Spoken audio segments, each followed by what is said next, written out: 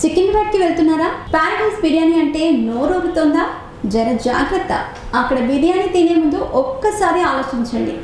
ఈ మాట అంటున్నది మేం కాదు, సాక్షాత్తు జీహెచ్ఎంసీ అధికారులు.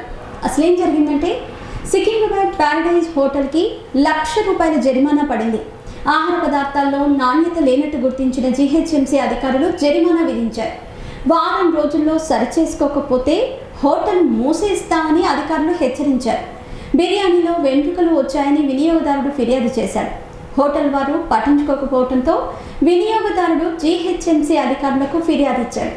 దీంతో రంగంలోకి దిగిన జీహెచ్ఎంసీ అధికారులు హోటల్లో విస్తృతంగా తనిఖీలు నిర్వహించారు.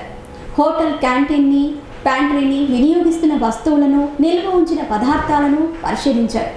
వినియోగిస్తున్న స్టీల్ సామగ్రి నాసిరకంగా ఉండటంతో పాటు నిల్వ ఉంచిన ఆహార పదార్థాలు నాణ్యతలో లేకపోవడంతో అధికారులు ఆగ్రహం వ్యక్తం చేశారు.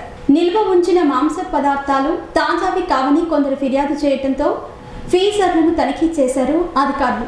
వంట సామగ్రి చిలుము పట్టి ఉండటంపై ఆగ్రహం వ్యక్తం చేశారు. నెల రోజుల్లో మరోసారి తనిఖీలకు వస్తామని హెచ్చరించారు.